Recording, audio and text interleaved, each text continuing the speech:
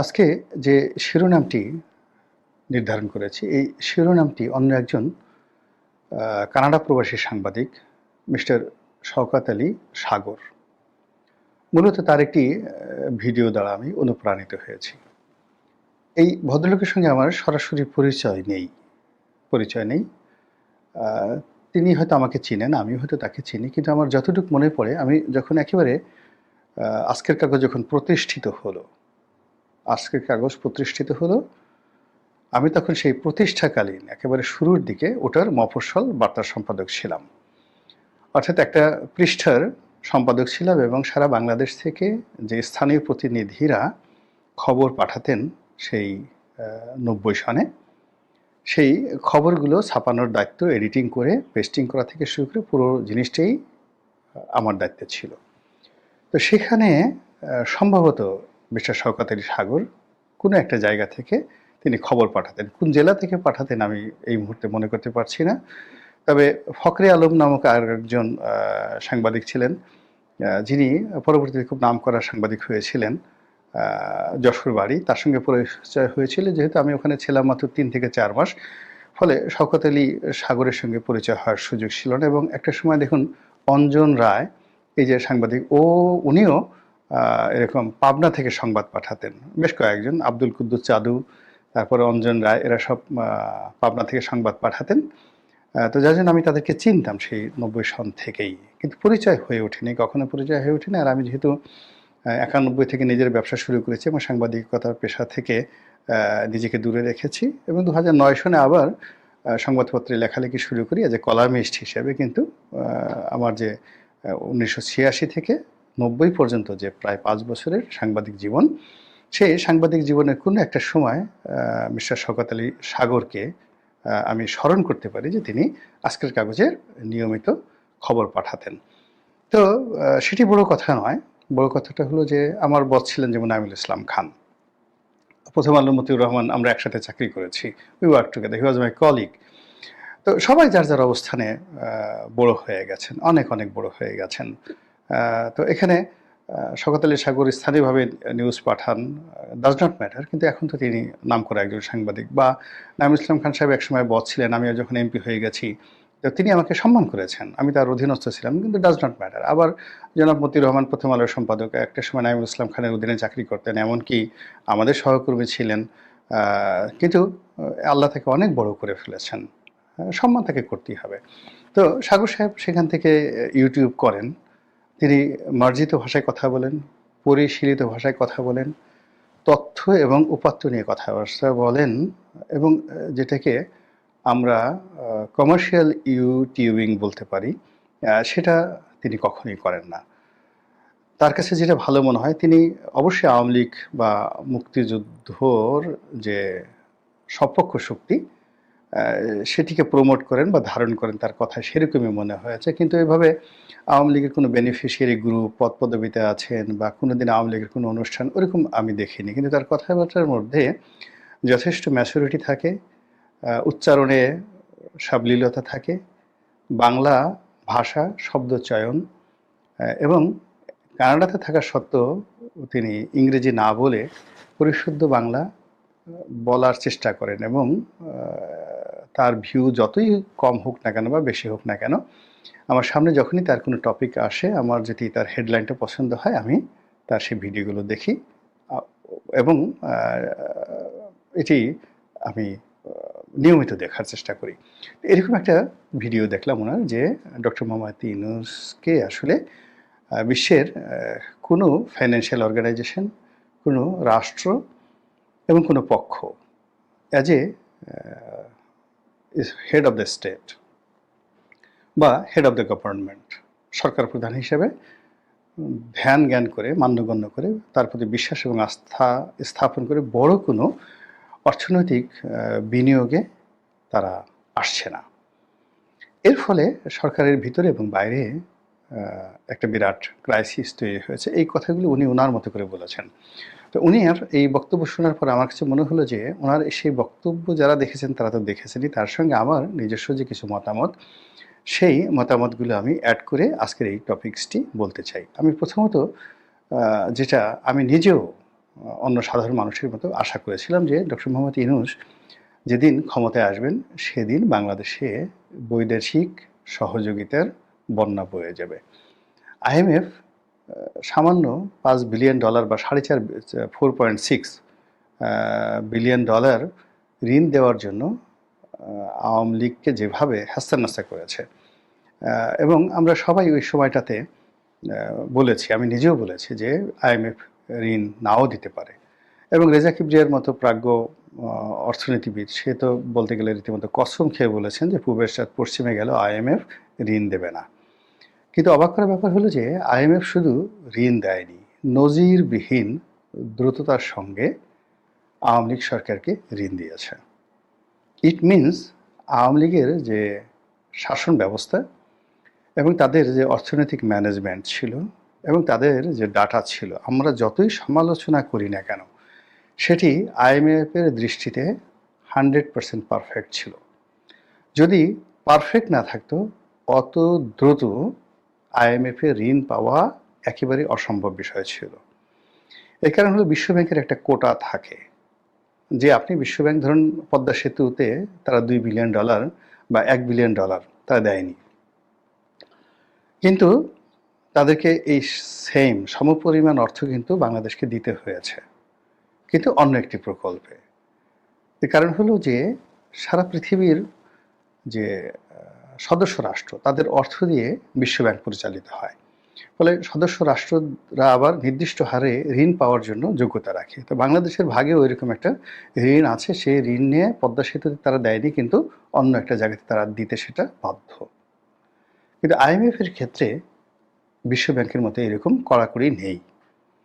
আইএমএফের এখানে নিয়মকানুনগুলো অনেক কঠিন, এটিকে অনেকটা আইসিইউ বলা হয় ইকোনমির, এবং কোনো একটা দেশ যখন খুব এরকম একেবারে আইসিইউতে চলে যায় ফাইন্যান্সিয়ালি, তখনই সে আইএমএফের সহযোগিতা চায়। এক, আবার অর্থনৈতিক অবস্থা ভালো কিন্তু ইমেজ সংকটে পড়ে গেছে, বিশ্বের কোনো দেশ তাদেরকে বিশ্বাস করছে না নানা রকম প্রচারের কারণে, প্রোপাগান্ডার কারণে, তখন সেই সকল দেশকে বাধ্য হয়ে আইএমএফের দ্বারস্থ হতে হয় সামান্য ঋণের জন্য।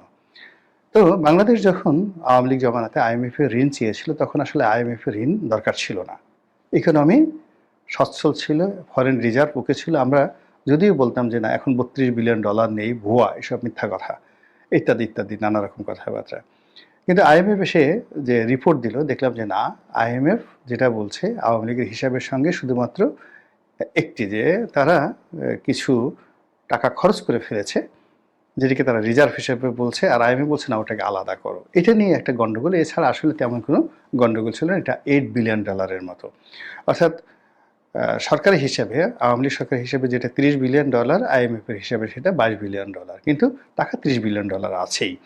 তো এনিওয়ে আইএমএফ ওই সময়টাতে যখন ঋণ দিল বা আওয়ামী লীগ যখন চাইলো, তখন আওয়ামী লীগের মূলত আইএমএফের $4.6 বিলিয়ন দরকার ছিল না ফাইন্যান্সিয়ালি, কিন্তু ক্রমাগত আমেরিকার অপপ্রচার, ক্রমাগত পশ্চিমা দুনিয়ার অপপ্রচার, এবং আমাদের মতো লোক যারা ছিল আমরা ক্রমাগত যে অপপ্রচার করেছি, ফলে পুরো সরকারের ফাইন্যান্সিয়াল সিস্টেম একটা ইমেজ সংকটে পড়েছিল, মারাত্মক ইমেজ সংকটে পড়েছিল, এবং সেই ইমেজ সংকটের জন্য কিন্তু আইএমএফের ঋণটা দরকার ছিল। এবং আওয়ামী লীগ এটা এত সফলতার সঙ্গে এনেছে যেটা দক্ষিণ পূর্ব এশিয়াতে দূরের কথা, এশিয়ার অন্য কোনো দেশে যারা ক্রাইসিসে পড়েছে এত সহজে আইএমএফের ঋণ কেউ পায়নি যেটা বাংলাদেশ পেয়েছে। এবং আওয়ামী লীগের জামানাতে যে কয়টি ঋণের কিস্তি তারা পেয়েছে, কিস্তির নির্ধারিত ডেট হওয়ার আগেই তারা কিন্তু পেয়েছে। কিন্তু ডক্টর মোহাম্মদ ইউনূসের জামানাতে আমরা আইএমএফের কয়টা কিস্তি পেয়েছি? যে কিস্তি জানুয়ারি মাসে পাওয়ার কথা ছিল সেই কিস্তি জুনে দেওয়া হবে কেন? সমস্যা কোথায়? হিসাবে কি কোনো শুভঙ্করের ফাঁকি হয়ে গেছে যেটা আওয়ামী লীগ জামানাতে ছিল না, এখন নতুন করে হয়েছে? বা এমন কোনো ফাইন্যান্সিয়াল ক্রাইসিস হয়েছে যে ফাইন্যান্সিয়াল ক্রাইসিস আমরা এখন বলতেও পারছি না, আমরা জানতেও পারছি না, বুঝতেও পারছি না, যেটা আওয়ামী লীগ জামানাতে আমরা ইজিলি জানতে পারতাম, বুঝতে পারতাম এবং বলতে পারতাম। ফলে অর্থনীতি নিয়ে কি হচ্ছে, এটা আইএমএফের এই সিদ্ধান্তে যে পিছিয়ে যাওয়া, ঋণ দেওয়ার পিছিয়ে যাওয়ার ক্ষেত্রে এটি এই সরকারকে মারাত্মক ইমেজ সংকটে ফেলে দিয়েছে দেশের বাইরে।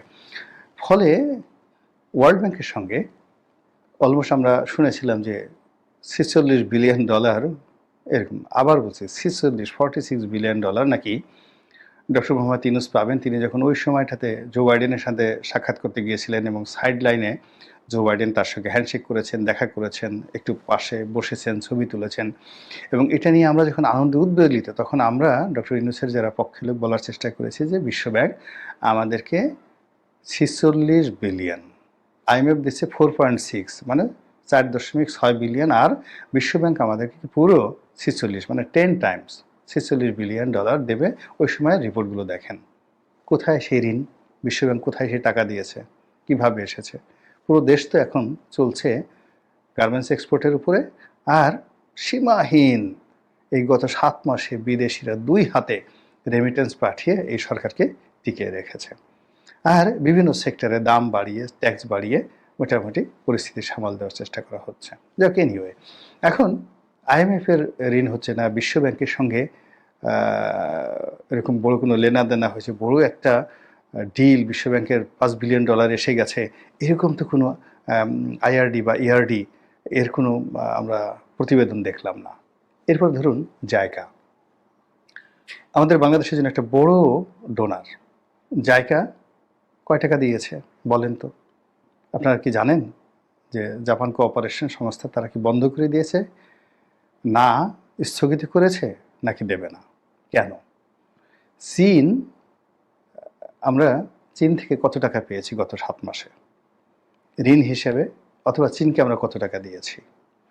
এরপর এডিবি, এশিয়ান ডেভেলপমেন্ট ব্যাংক, এরা আমাদেরকে যথেষ্ট টাকা দেয়, প্রতি বছর অনেক টাকা দেয়, বাজেটারি সাপোর্ট দেয়, বিভিন্ন প্রকল্প বাবদ টাকা দেয়। এবং গত 7 মাসে এডিবি থেকে আমরা কত টাকা পেয়েছি, এশিয়ান ডেভেলপমেন্ট ব্যাংক থেকে কত টাকা পেয়েছি, আরেকটা হলো ইসলামিক ডেভেলপমেন্ট ব্যাংক, আইডিবি থেকে আমরা কত টাকা পেয়েছি।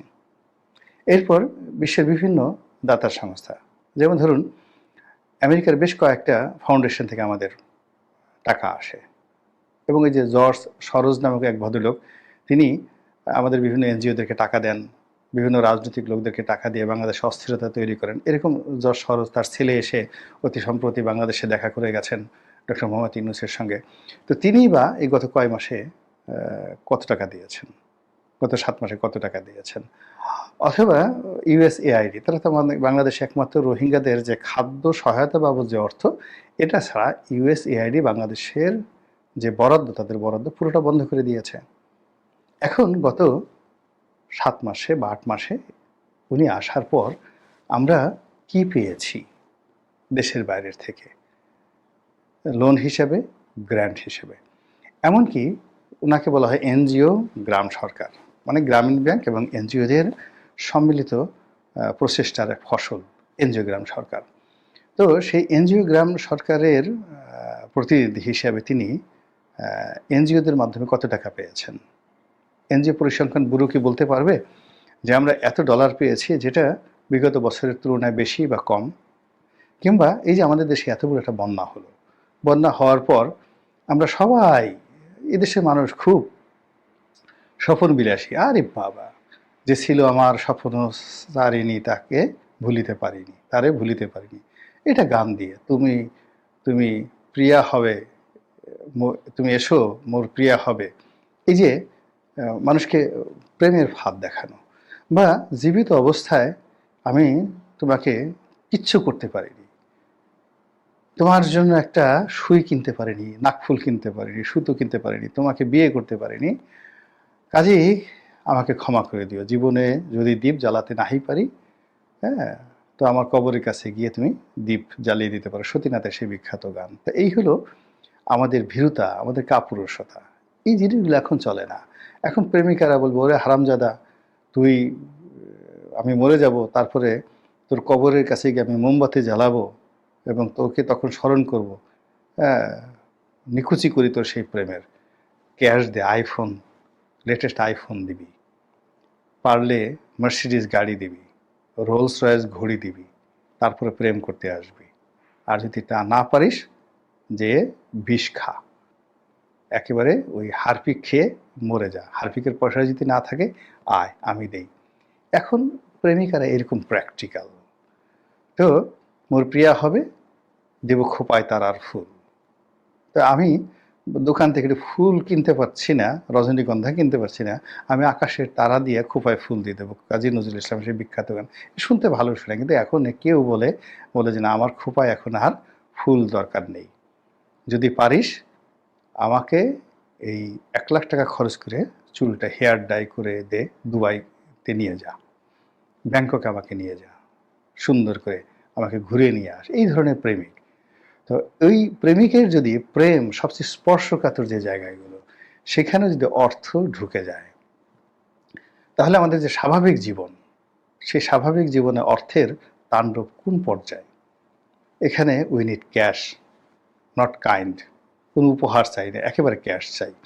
তো ক্যাশের সেই জায়গাটি এখন হাঙ্কি পাঙ্কি দিয়ে হবে না, গল্প দিয়ে হবে না, মোটিভেশনাল স্পিচ দিয়ে হবে না। এখানে ডাইরেক্ট টু দি পয়েন্টে দেখাতে হবে, এত টাকা এনেছি, এত টাকা এই প্রকল্পে খরচ করেছি।